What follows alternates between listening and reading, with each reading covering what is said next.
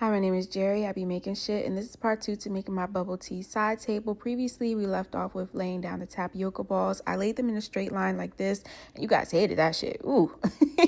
Everyone was like, stop doing that shit. Stop putting them in a straight line. And you know what? I agree with the comments. I'm going to go back to the drawing board. So I'm using this air dry foam clay to measure out how big I want my tapioca balls or my boba pearls to be. I measured out 3 different sizes for the boba because I wanted them to be really random. I took it into my Cricut, made my stickers. This is probably my favorite method of making the boba balls. However, it just looks way too perfect. So I ended up going back in with some acrylic pink and freehanding the boba balls, and it actually turned out really cool. It gave it the stacked floating effect at the bottom of the drink, and I really loved it. This took about 5 hours because I had to keep layering the acrylic paint just to make it opaque. And then I moved on to making my ice cubes. Although I already had some, I wanted to make even bigger ones to sit at the top of the drink. So I'm just pouring the resin inside this ice tray, and I'm popping the bubbles with this heat gun. Thank you to everyone in the comment section that was like, don't line up the boba balls.